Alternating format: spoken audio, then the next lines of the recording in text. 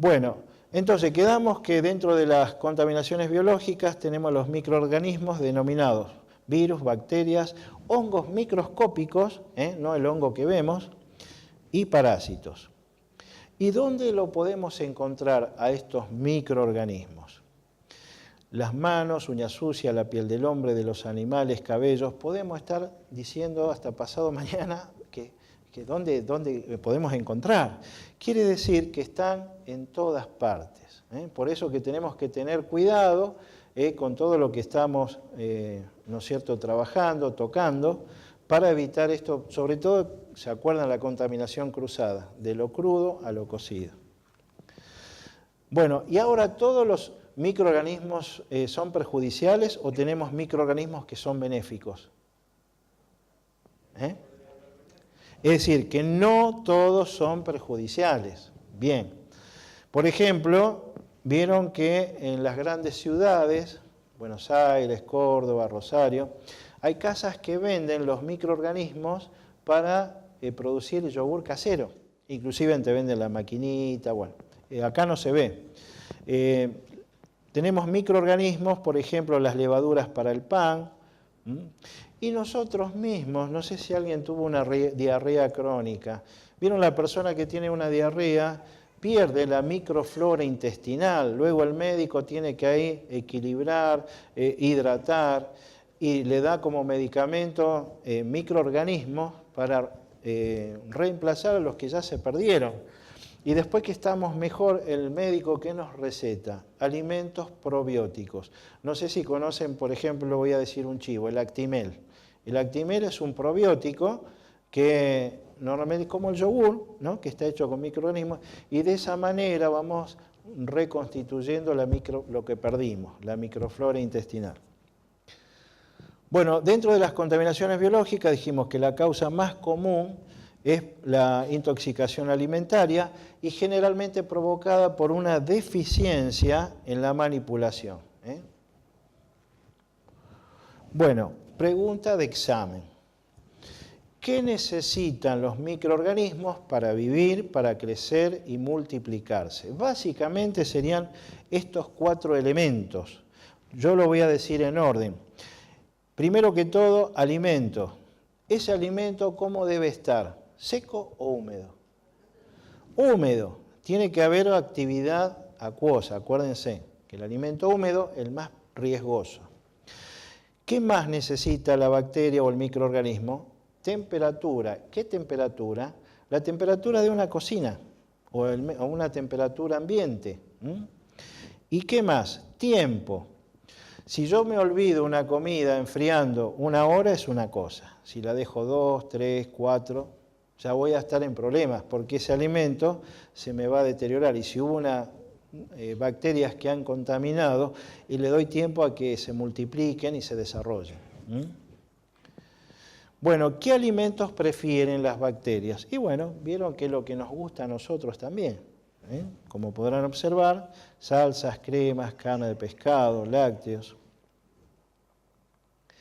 Y el tema de la temperatura, las bacterias se desarrollan a la misma temperatura de nuestro cuerpo humano, es decir, a 37 grados, pero fíjense en el rango de tolerancia que pueden crecer y multiplicarse entre 5 y 65 grados. Entonces uno tiene que velar que el alimento esté el menos tiempo posible en ese rango de temperatura. Que a partir de ahora, esa zona la vamos a denominar zona de peligro. ¿Peligro por qué? Por el desarrollo de las bacterias, que al tener un alimento mucho tiempo en esos rangos, y van a multiplicarse, se van a desarrollar. Entonces, quedamos que la mayoría de las bacterias a partir de los 65 mueren y a partir de los 5 grados sobre cero para abajo se mantienen vivos y latentes.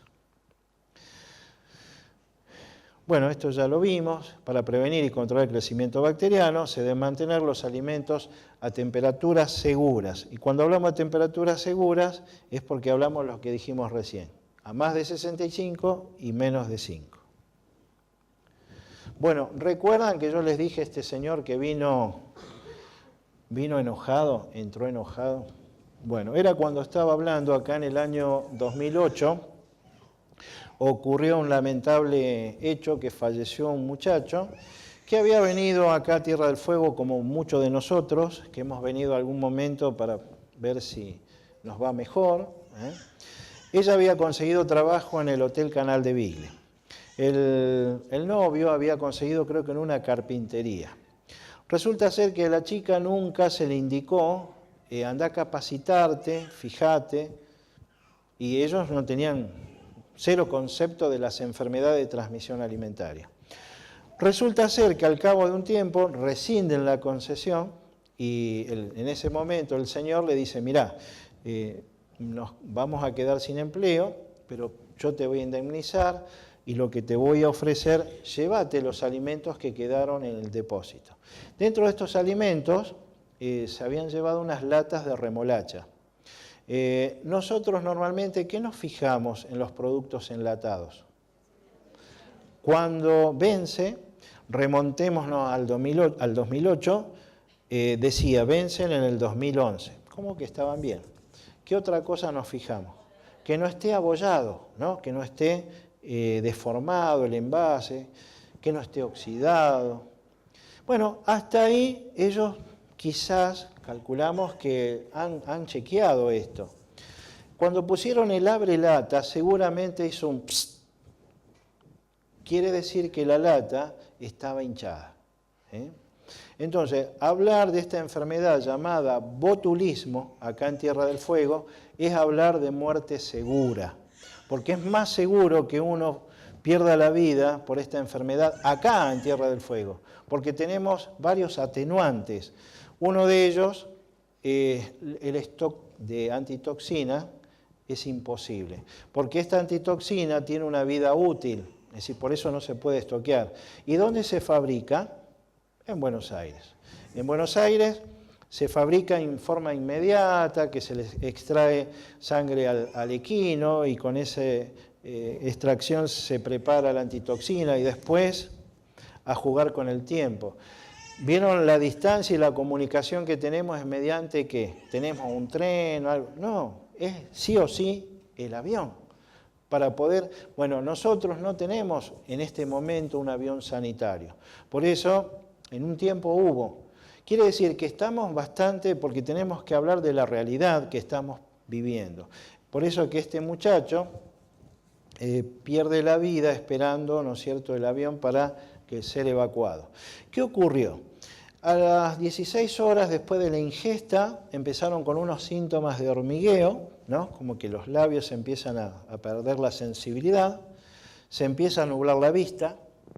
Bueno, fueron en este caso, porque se alarmaron, a la guardia. Bueno, los médicos se alarmaron aún peor porque ellos estaban conscientes de que estos chicos habían contraído botulismo, de acuerdo a las averiguaciones.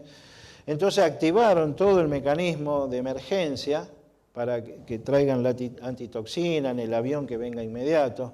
Bueno, desafortunadamente el chico muere, fallece en el aeropuerto. La novia entró en coma, afortunadamente llegó a Córdoba, estuvo inmediatamente hospitalizada a terapia intensiva, 4 meses en terapia intensiva, había quedado hemipléjica, bueno, toda una cuestión por una lata hinchada. Entonces ustedes cuando vean acá, sea donde sea, una lata hinchada, háganlo a su manera.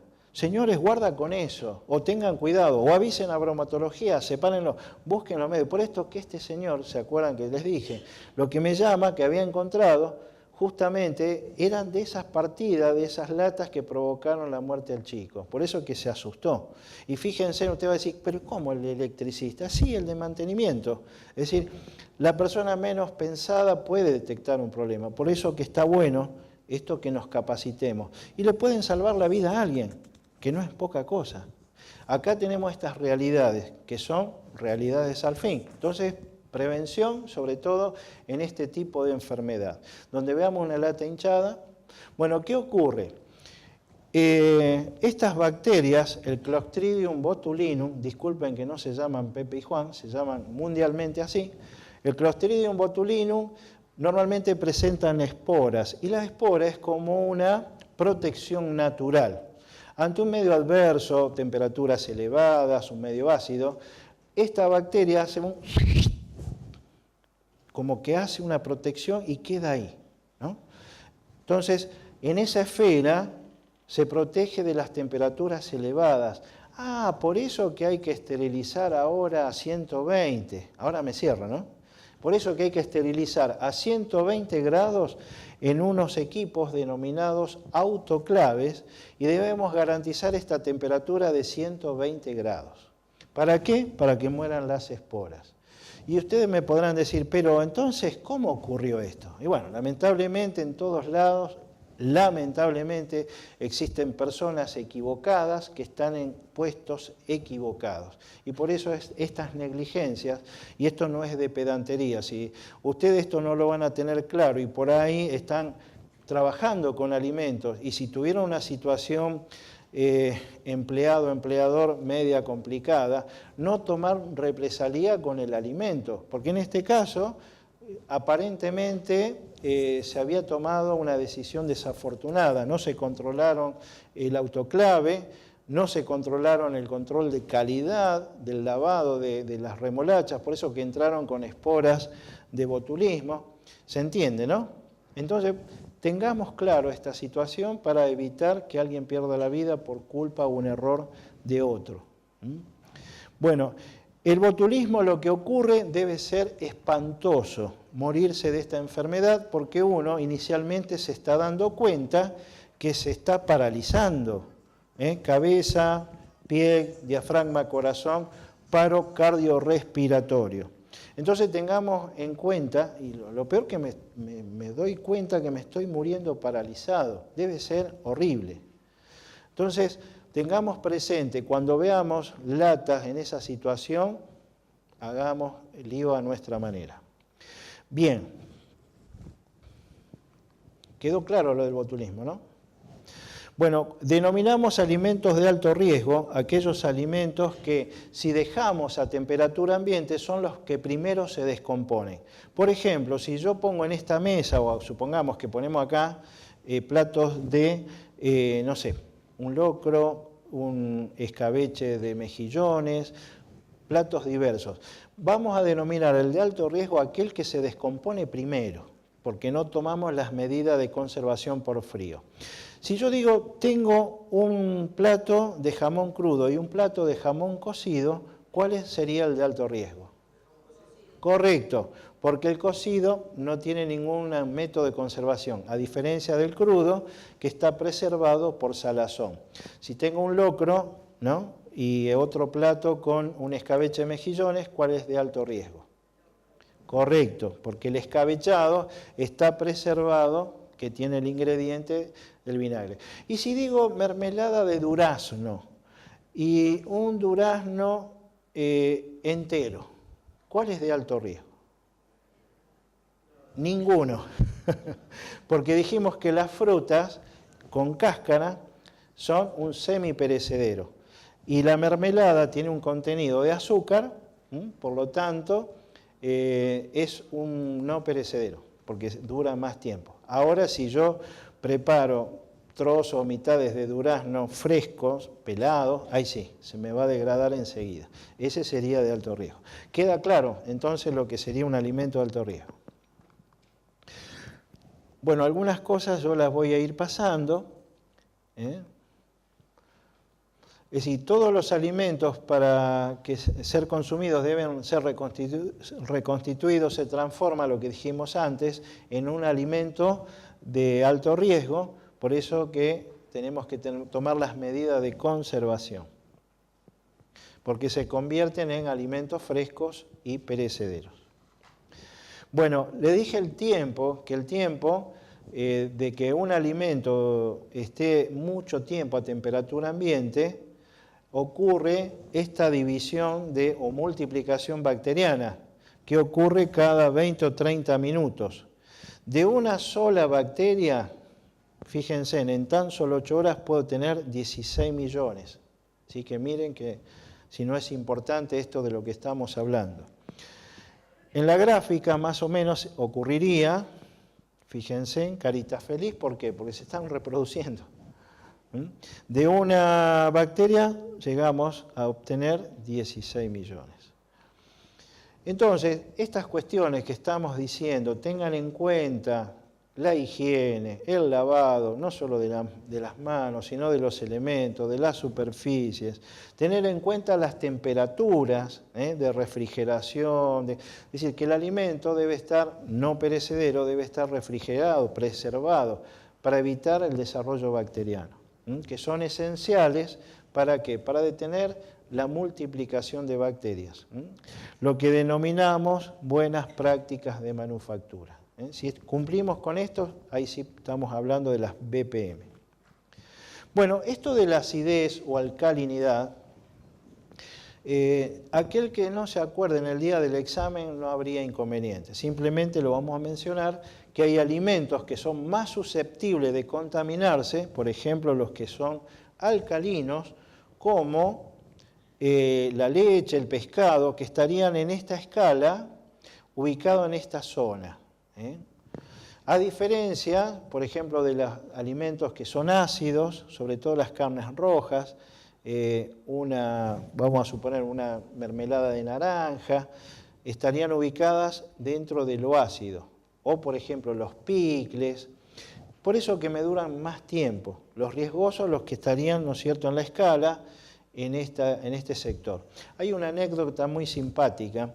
Habían ido los técnicos a visitar a los chefs y vieron esto de los orgullos profesionales, que uno es mejor, los orgullos tontos, ¿no? Porque en realidad no hace a la cosa. Le dijeron, no, señores, nosotros no venimos a enseñarle a cocinar, venimos a ver simplemente en qué orden ponen los sazones en una simple ensalada. Ah, bueno, está bien. Cada chef tenía su secreto. Entonces vieron los técnicos que hay algunos que no estaban acorde a cómo debería ser. Entonces le dijeron, mire, señores, la regla es así. Lo que hay que poner siempre primero en una ensalada es la sal. La sal es higroscópica, como que le absorbe la humedad a la bacteria. Entonces queda la bacteria media drogui. Y después lo que hay que poner en la ensalada, ¿qué es? El medio ácido, el que a ustedes les guste, limón, aceto, vinagre. Quiere decir que allí como que arruinan ya a la bacteria si estuvo. Y a lo último el aceite, homogeneizo. Bueno, y lo cómico que fue pobre, siempre el gallego, que dice, pues coño. Claro, el tema es que él había puesto primero el aceite de oliva.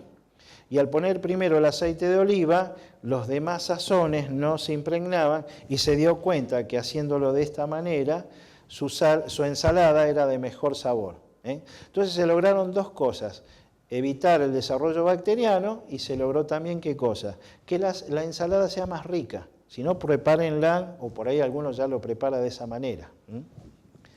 Bueno, entonces llegamos a la enfermedad de transmisión alimentaria cuando perdemos la salud, ya sea por un alimento contaminado por bacterias o también puede estar, ¿no es cierto?, el alimento contaminado con algún compuesto químico tóxico. Bueno, la diferencia entre infección e intoxicación simplemente es quién lo causa. Una infección se produce a través de un microorganismo patógeno que está presente en el alimento y desencadena la enfermedad del consumidor. Y en el caso de la intoxicación es a través de una sustancia tóxica, como en el caso de la marea roja. ¿Se acuerdan? Que es por toxina. Bueno, vamos a hablar de estas enfermedades y nos vamos hasta mañana. Bueno, vieron que hay hepatitis A, B, C, D, E. Solamente la hepatitis A y E, producida por un virus, es de transmisión alimentaria. Cuando hablamos de diarrea, fiebre, vómito, tengan presente que son síntomas. Y en el examen, si ustedes tienen síntomas, acuérdense en que no van. Acá hay mamás, ¿no es cierto?, que tienen hijos. Cuando estuvieron embarazadas, ¿algunas tenían síntomas de vómito? Sí, ¿no? Que en esa situación estaban enfermas o estaban embarazadas. Embarazadas. Quiere decir que es un síntoma. Después tenemos esta bacteria que la mencionamos anteriormente, la Escherichia coli. La Escherichia coli, acuérdense de Susana, que produce el SU, el síndrome urémico hemolítico. Esa enfermedad es muy peligrosa.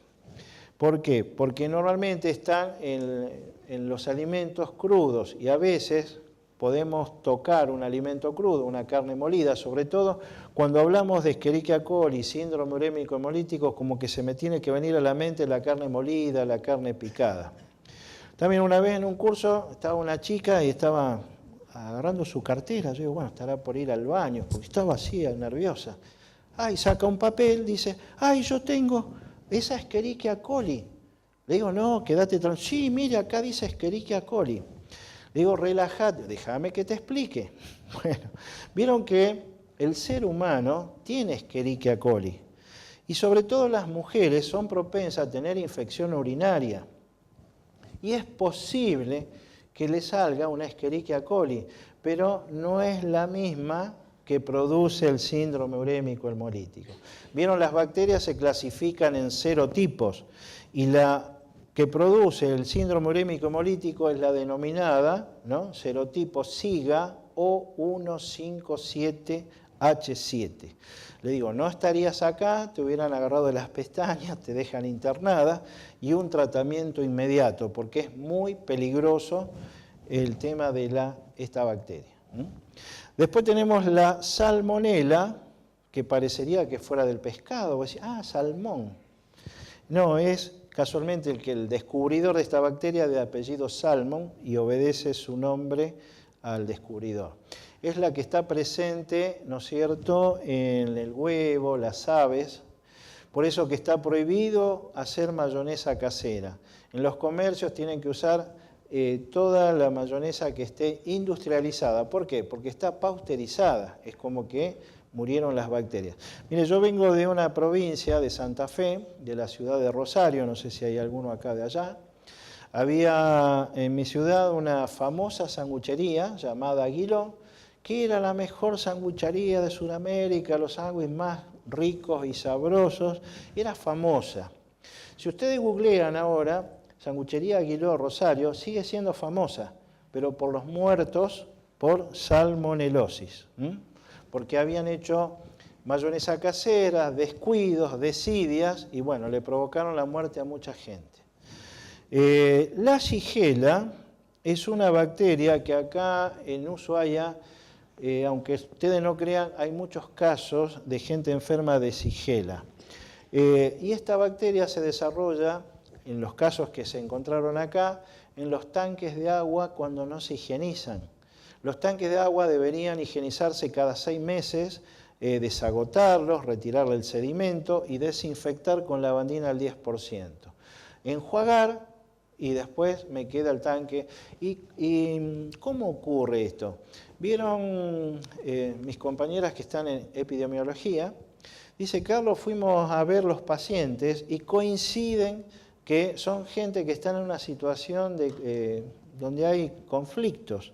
Vieron los edificios, que hay 16 familias que no se pagan expensas, están todos medio disgustados.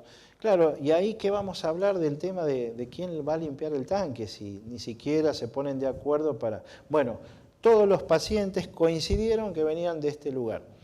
Entonces, lo ideal sería, porque lo ideal sería, bueno, que tomen conciencia, pero a veces la realidad es distinta, simplemente preservar la salud de su familia y la salud, ¿no es cierto?, de su núcleo y de amistades. Entonces, ¿qué hacer? Tener mínimamente agua hervida.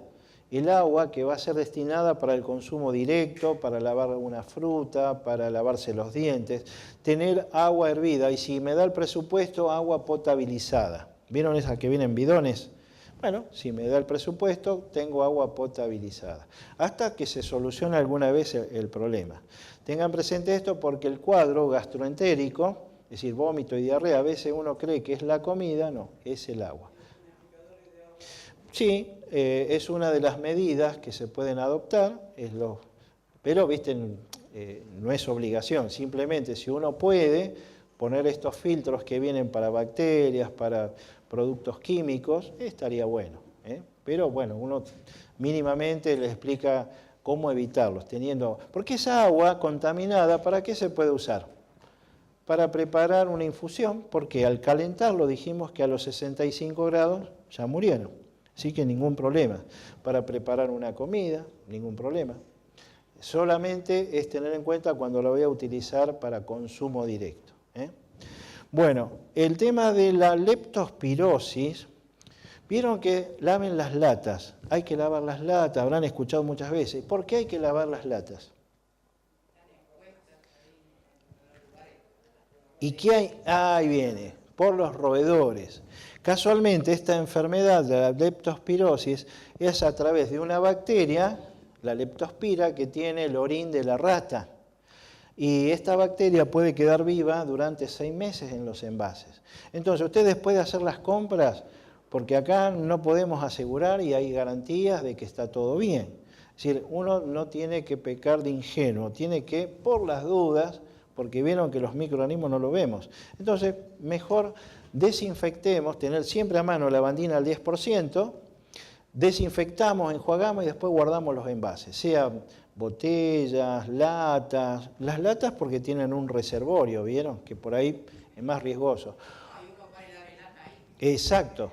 Igualmente, si ustedes por ahí consumen bebidas enlatadas, tengan presente de que, por ejemplo, si van al kiosco, señor, ¿me podría enjuagar la lata, por favor? O me da un sorbete, cosa de minimizar el peligro, por si llega a haber.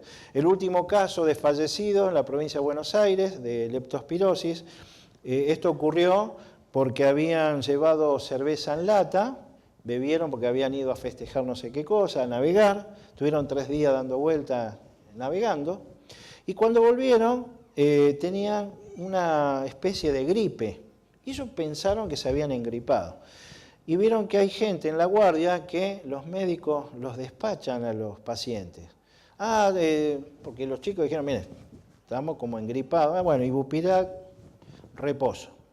Los chicos estaban cada vez peor y se ve que los padres no tomaron carta en el asunto rápidamente. Los 3 fallecieron por no haber tenido un tratamiento adecuado inmediatamente. Entonces, la leptospirosis es la única enfermedad que tiene una sintomatología distinta a las demás. Simula un cuadro gripal, no es un cuadro gastroentérico. Entonces, todo el alimento que uno llevó del mercado, donde sea, lavar los envases para evitar que las leptospiras queden presentes. Bueno, y la triquinosis, dijimos que es la enfermedad parasitaria que tiene el cerdo.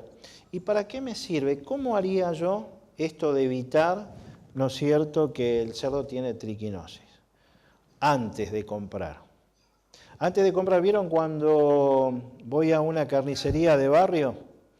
Que normalmente están los embutidos colgaditos, los chorizos, puede ser también salamines. No sé si está presente Juan. Juan vino hace poco de vacaciones. ¿Cuántos enfermos de triquinosis? 430 en Canals, provincia de Córdoba. ¿Se dan cuenta? Porque hay, mire, no importa que salga en el video, porque es un refrán que conocemos la mayoría de los argentinos, que es vulgar, pero es verdad. La confianza mata al hombre y embaraza a la mujer.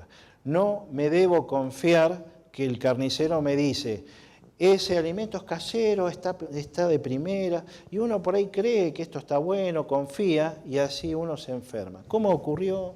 Y hay casos para hacer dulce.